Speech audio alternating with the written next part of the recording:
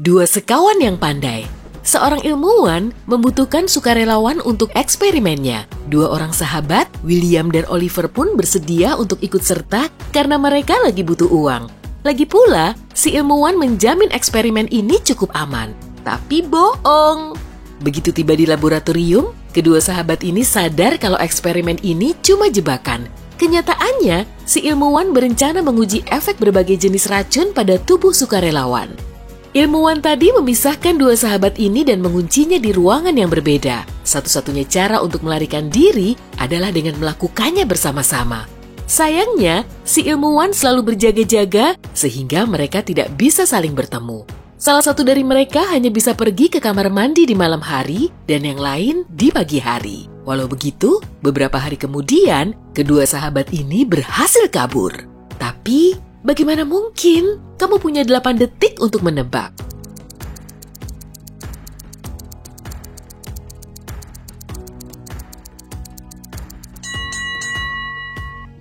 Mereka saling menuliskan pesan pada cermin yang berembun di kamar mandi dengan jari mereka. Kemudian mereka bisa membacanya dengan mengembuskan napas ke cermin. Insiden di atas kapal Yah.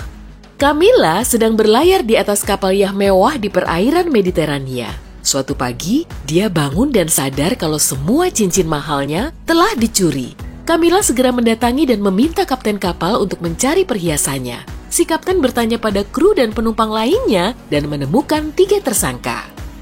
Matteo, si awak kapal, berkata pada sang kapten kalau dia tengah sibuk mengisi ulang peralatan scuba untuk penyelaman pagi hari. Andrew, si koki, berkata kalau dia sedang menyusun menu untuk 1 minggu ke depan. Dia tidak memperhatikan apa yang terjadi di sekitarnya. Stella, penumpang lainnya, mengaku kalau dia lelah setelah menyelam kemarin. Dia tidur dan baru terbangun saat sang kapten datang menanyainya. Setelah berpikir selama beberapa menit dan melihat ke sekitar, si kapten kapal menyadari siapa pelakunya. Apa kamu juga bisa menebaknya?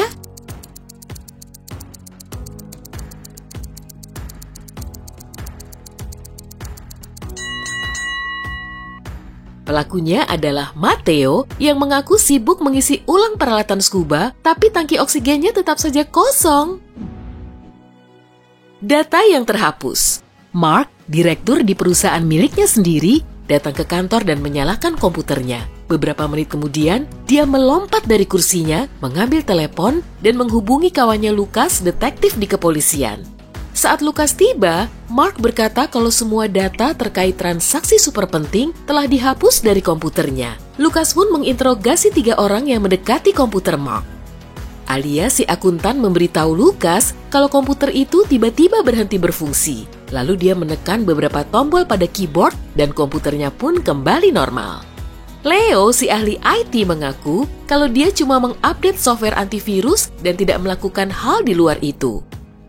Evelyn, si sekretaris, berkata kalau dia bersama Leo dan yang dia lakukan cuma merestart komputer tersebut. Lucas mengambil sidik jari pada komputer dan benda-benda di sekitarnya, lalu menemukan sesuatu.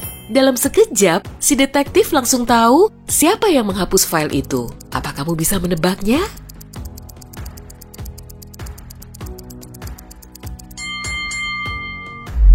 Tidak ada sidik jari pada keyboard, artinya Alia berbohong.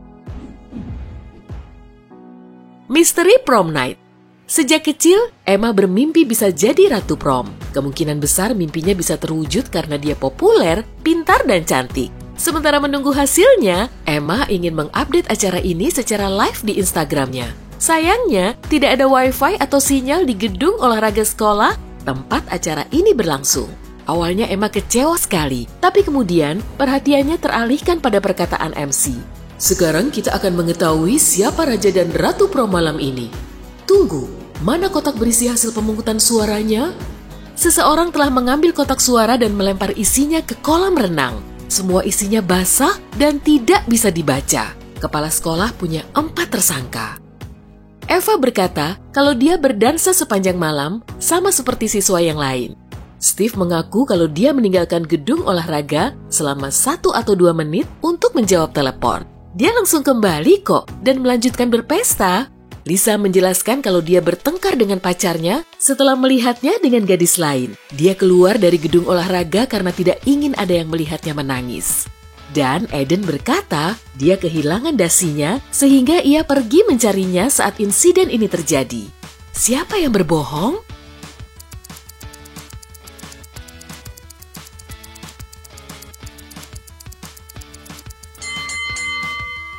Steve, dasar pembohong. Tidak mungkin dia meninggalkan gedung olahraga untuk menerima telepon karena di dalam sana tidak ada sinyal. Petak umpet.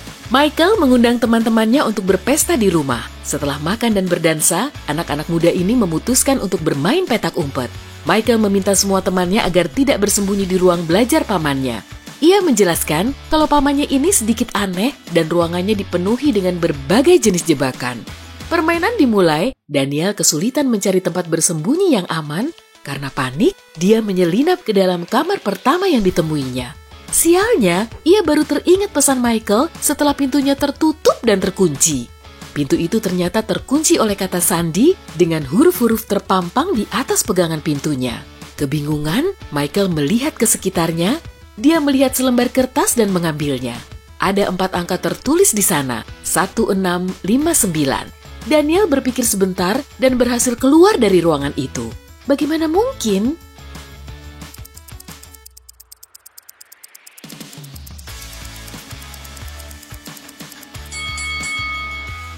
Kode itu adalah huruf pertama dari 4 angka, S-E-L-S. Kabur dari penjara. Suatu hari, sipir penjara tidak sengaja mendengar sebuah rumor. Ada yang berniat kabur dari penjara. Para penjaga memperhatikan semua tayangan dari kamera pengawas dan mendapati 2 wanita bersikap mencurigakan. Salah satunya mantan Binaragawati, berotot, berambut pendek, dan tubuhnya penuh dengan tato. Yang satunya lagi tenang dan pendiam. Dia lebih senang menyendiri dan terkadang menangis di dalam selnya.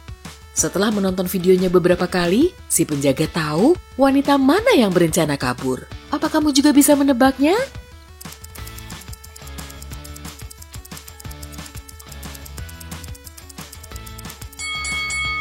Narapidana yang kedua, ada alat pengikir di dalam rotinya, dia bisa menggunakannya untuk melewati jeruji besi. Miliuner yang putus asa.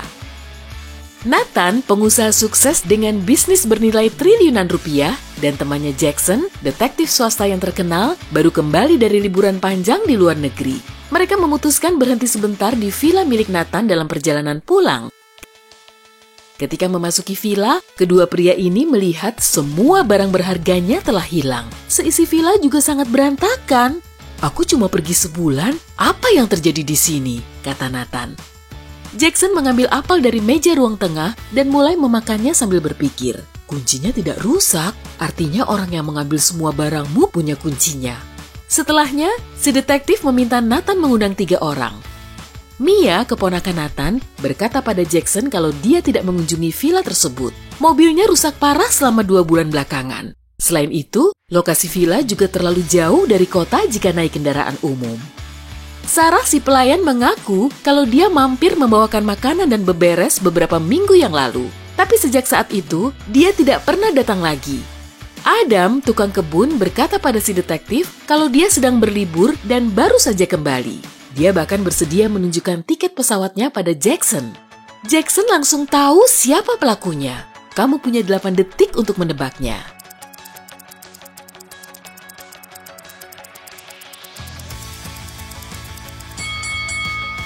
Pelakunya adalah si pelayan. Dia bilang terakhir kali dia bawa makanan ke sini adalah beberapa minggu yang lalu. Tapi apel yang diambil Jackson di meja cukup segar. Kelas seni.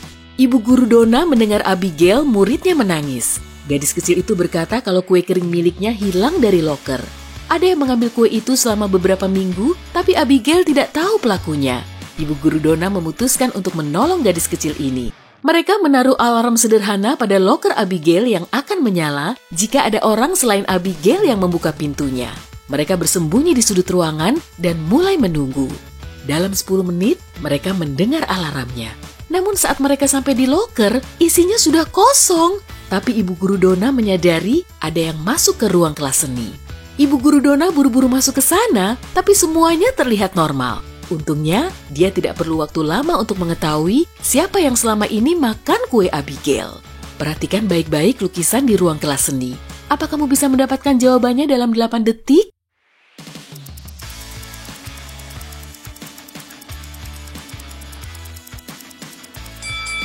Itu loh, gadis yang paling kiri. Lukisannya hitam putih, tapi di paletnya hanya ada beberapa warna biru. Ya, mungkin remahan kue keringnya juga jadi petunjuk. Bisa jadi kan? Hey, jika kamu belajar hal baru hari ini, klik tombol suka di video ini, lalu bagikan pada teman-temanmu. Inilah beberapa video menarik lainnya yang bisa kamu tonton. Klik saja video di salah satu sisi layar, dan ingat, tetaplah di sisi terang kehidupan.